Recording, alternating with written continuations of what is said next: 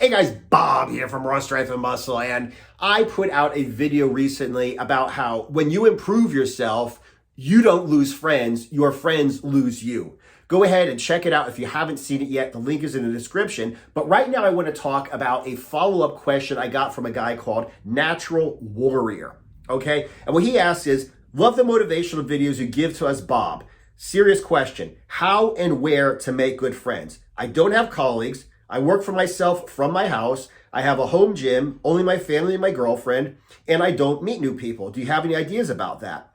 And this actually is an issue. This is actually a real phenomenon as you improve yourself in life. Because even though I say the top 1%, like 1 out of 100 people are in good shape, healthy, positive mental attitude, constantly moving forward, good relationships, but everything about their life, they're in the top 1%. It is not evenly distributed. Okay. I'm going to give you an example. You go into my gym, everybody there's in shape. Everybody there's in a good mood. Okay. Every single person. I can count on one hand the number of out of shape people I've seen who are getting in shape. So they already belong to the 1% because they made the decision. But I can count on one hand the number of people I've seen in that gym who are not in shape. Everybody in the gym is in extremely good shape. But I never see them outside of the gym. I go through my city and I never see an in shape person. So in the gym, like 100% of the people are in really good shape. Outside of the gym, like 0% of the people are in really good shape. It's not evenly distributed. If I go into the dollar store, I find 100 people. Every single one of them is buying white trash junk food and fucking bullshit, okay? That's just the way it is. If I go into a fast food joint, 100 out of 100 people are eating horse shit. If I go into a bar or some kind of a restaurant, a fit person may wander in there. Obviously, I've been in these restaurants, okay? I've been in a bar to drink water and watch an MMA fight. I've been in Outback to eat a salad. So yes, maybe someone will wander in, but in general, every single person that I see in this city is out of shape, but in this one location, everybody's in shape. And that is the problem. They're not evenly distributed, okay? So I've got a couple of things that have helped me as I was improving myself. Okay, so here's the first one. And the first one is something that I call famous friends. Okay, when I was starting off as an entrepreneur, I was having some issues with one of my first businesses, my first offline business. I was running MMA events in Germany as an American. I mean, this was back in the day when the UFC couldn't be running events there. There was such a problem with, they were trying to make it illegal and all kinds of shit was happening. There was infighting between the couple of groups that were actually running events. They were making it hard for each other. So basically, I got caught up in a bunch of BS and I let my attitude get to the best of me. And I basically ran my thing into the ground, okay? And then after that, I read a book called Losing My Virginity by Richard Branson. And he talked about a similar situation that he had when he was coming out with Virgin Cola. Richard Branson's the guy in charge of Virgin Airlines, Virgin Records, Virgin Cola, Virgin this, Virgin that. So when he came up with Virgin Cola, he was getting bossed around and bullied around by like Coke, okay? So just by reading this passage, okay, this one section that talks about this, I'm like, this happens to him. He's like the best entrepreneur in the world, the most successful person in the world. If this happened to him and he pulled himself up and kept going, like if I had the knowledge from that chapter at this point when I was having issues with my event, I would have had a completely different attitude and I would have I probably would have done a lot better than I did, okay? Just because of the attitude. But I don't know Richard Branson. I'm never going to meet Richard Branson. Richard Branson of today is not the same Richard Branson who came up, okay? So he wouldn't be able to help me even if I did speak to him. He's just talking about charity all day. But the bottom line is if I had read this book at that point, I would have had what I call a famous friend, okay? Like a theoretical friend. I would have gotten advice from his book. Another great book that really helped me a whole lot was Arnold Schwarzenegger's Total Recall. That's his really thick autobiography. You've got to read this book. It's not about bodybuilding. It's not about being a meathead. It's about the law of attraction. I mean, I told this story before. Him and Franco Colombo scraped together what little money they had, and they bought desert land trying to basically they were going to make a supersonic jet airport there that so the jets could go into supersonic speed and have the sonic boom over the desert. Okay, so it was basically they're buying crap land, and they were thinking when it becomes valuable because they want to build an airport there, then they become wealthy. Well, what happened is they decided legally that they could only go into supersonic speeds over the ocean. So why do they need a special airport for supersonic jets? They'll just go out of a normal airport and they won't go supersonic until they're over the ocean. So next thing you know, the crap land they bought is continuing to be crap, and they lost all of their money. They didn't lose it, but they certainly didn't. There's nothing they can do with it. Who wants to buy it? And he continued to go on, borrow money from Joe Weider, and he became a real estate millionaire before he even got into movies. He never made more than $1,000 or $2,000 from his bodybuilding. So basically this showed me, like, God, he's become such a millionaire, not just because he did it on his own. It has nothing to do with bodybuilding. It has nothing to do with being in movies. He was a millionaire from real estate with no money, okay? And he already suffered a loss. So that kind of puts things in perspective. And a third book that I could really recommend is The Secret of Inner Peace by Chuck Norris. Read it when I was a kid. I wish I had taken it to heart. I wish I had not let my family, my friends, the people around me affect me negatively, because that book also has like secret to the law of attraction in it, like the real one. The way he lived his life, the way he came up from nothing, it's incredible. And there are lots of lessons. I have to do book reviews on all of these. But the bottom line I'm trying to make is you can have famous friends even if you never meet them. Then the next thing I'm going to talk about is called virtual friends, okay? And this is the reason why every time that I came up with like an online community, I always called it like a brotherhood. Right now I have the Raw Strength and Muscle Brotherhood, okay, which is basically, it's my group coaching program for like nutrition and for workouts and stuff. But I call it the brotherhood because like I really want people to go in there and support each other, okay? Nobody understands what you're doing. I want people to go in there and talk about what it's like when like I'm sitting here eating out of a Tupperware container and some big disgusting fat ass looks at me like I'm stupid because I'm eating out of a fucking Tupperware container. I'm like, okay, you got high blood pressure, diabetes, your dick don't work, and I can see the butt hair hanging out of your fucking shirt, and you're telling me that I'm not cool because I'm fucking jacked and tan and ripped and I'm fucking eating out of a Tupperware container. I think you need to redefine your idea of what cool is, okay? Like, fucking, that's the place where people could cheer each other on. Like, I didn't want to get up this morning at fucking whatever o'clock and do my workout, but I fucking did it anyway because I said I was going to, and guess what? I had like the best workout. I just got this, you know, this new weight on this fucking lift that I was stuck on. That's what I'm looking for. So if you can find something like that, okay? Facebook groups suck. Most of the people are negative as fuck. And that's why they usually do have to be like paid groups. But like I said, I used to have the anaerobics fraternity, and now I've got the Raw Strength and Muscle Brotherhood. You know, find something like that. I mean, I think, there are other people, and I'm not going to mention names because I don't want to get fucking in trouble or get fucking banned from YouTube or something. But there are other people who have like supportive groups like this where, you know, you have to pay to be a part of it. And everybody there is on the same mission. So it's not the same thing as having a friend in person, but you have, like I said, these like virtual friends that you could go ahead and, you know, just share with, okay? And then, of course, the next one is something that I call edited friends.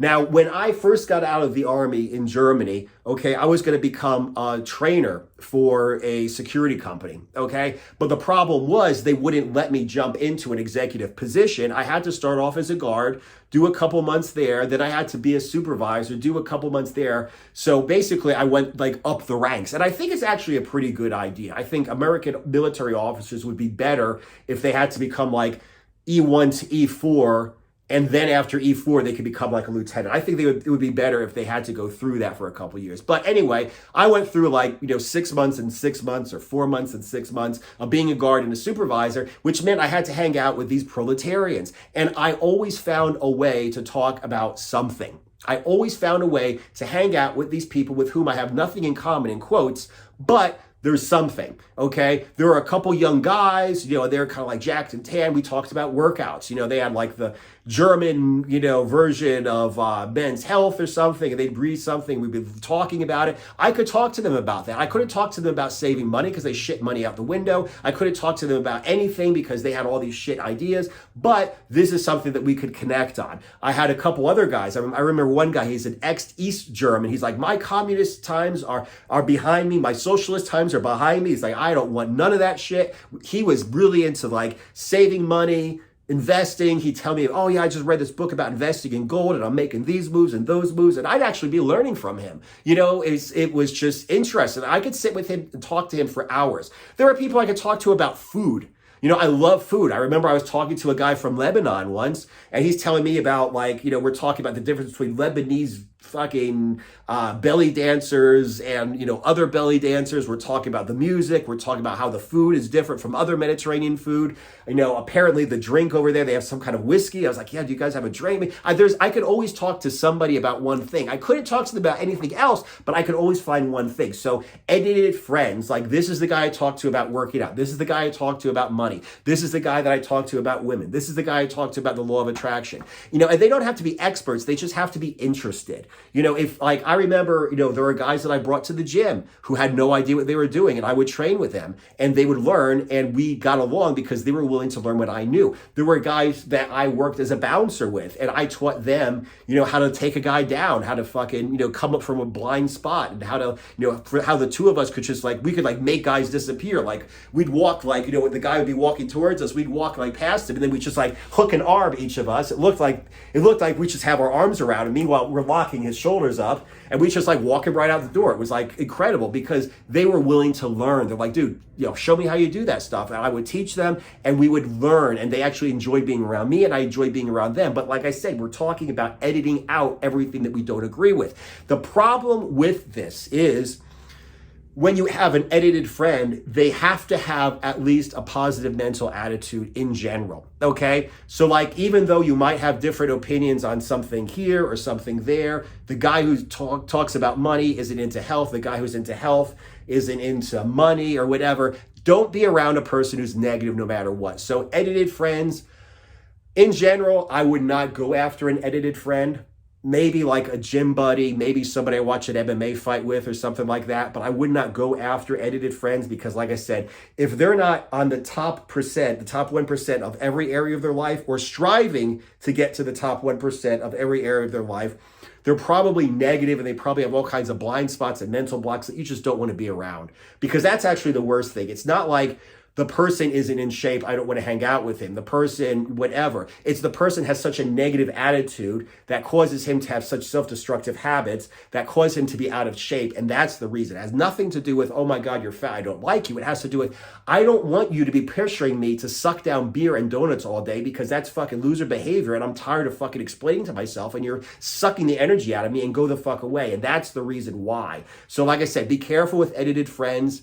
Because like I said, it's not just what they've accomplished. It's the energy that they have and the goals that they have that you really need to protect your energy. So edited friends are dangerous. And then at the end of the day, I'm basically just going to fucking drop it to you. Okay. The fact of the matter is, like I said in the very beginning, I'm going to bring it back. The top 1% hang out together. That's just the way it is. Okay.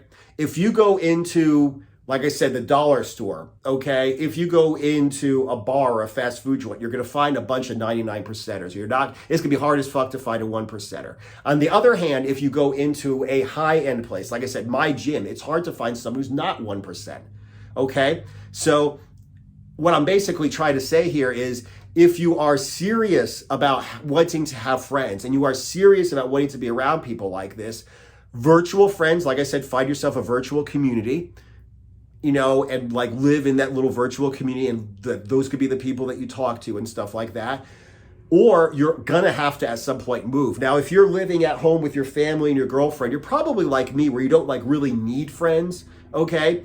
Which is fine. I don't really need friends, and I'm fine with, my girlfriend when I had her, and, whoever in my family I get along with, okay? I don't really need this, okay? Which is fine. It's perfectly fine to be happy alone And you need to be able to be happy alone. You shouldn't be looking for friends because I don't feel happy alone, okay? So I don't think you are. I think you're perfectly happy alone or with your family. So there's no problem with that. But like I said, for anybody else watching, don't be like, I need friends because I'm too weak to stand by my own. Get strong enough to stand on your own. That's a big part of being the 1%. But what I'm trying to say is basically like, if you are going to want to be around other people, you're going to have to go somewhere where there are other 1%ers. It's just the way it is. You know, like I said, I go into my gym, everybody there is 1%. I went down to certain places in Miami, okay, for instance. I live in north central Florida. Go down into Miami. There are a lot, if you go into the right place, there are a lot of 1%ers there, you know. There are places around me where I know if I go into this cafe or if I go into this restaurant, there are going to be 1%ers. It's not because it's expensive, and some of them are pretty cheap, but it's just because I know that there are people in there who live a certain lifestyle, who have lived their lives to allow themselves this certain lifestyle. So like I said, you're going to have to move, whether it's like I only go to this place or that place to hang out with people, or if you're going to just fucking go, like I said, to Miami. I mean, I don't know, Bali. A lot of entrepreneurs are in Bali. A lot of entrepreneurs are in, digital nomads are in like Vietnam, because Thailand was giving people shit with their visas. So Vietnam was like no problem. Basically you're going to have to go ahead and go somewhere where there are a lot of like digital nomads. There are a lot of bodybuilders, where there are a lot of MMA fighters, where there are a lot of whatever it is you're looking for, okay, as your 1%, you're going to have to go ahead and just travel at some point, unless you're happy to be alone. Honestly, I want to have a nice house in Palm Coast, Florida, which probably nobody's ever heard of. And I just want to have everything perfect. I want to have my cats around me. I want to have a girlfriend I get along with. I want to have a family. And that's basically all that I personally need. I don't need friends. And like I said, I'm okay with that. So like I said, I have no need to move to like Aspen to be around the top 1%. Screw that. I'd rather go ahead and have my own little place and just kind of like be happy by myself. But anyway, I hope this helps. The fact of the matter is, like I said, it's kind of an issue finding people as you move up. But the thing is, part of being a 1%er is not needing anybody, okay? Being okay alone, completely alone, being okay with your girlfriend or your wife or your family, okay, or one or two friends. But at the end of the day, you're not, you don't need anybody. And like I said, that's part of becoming a 1%er. Anyway, I hope this helps. Thank you guys for watching the video. Subscribe if you haven't. Check out my programs down below, including the Raw Strength and Muscle Brotherhood if you're looking for a community. And other than that, I will see you guys in the next video.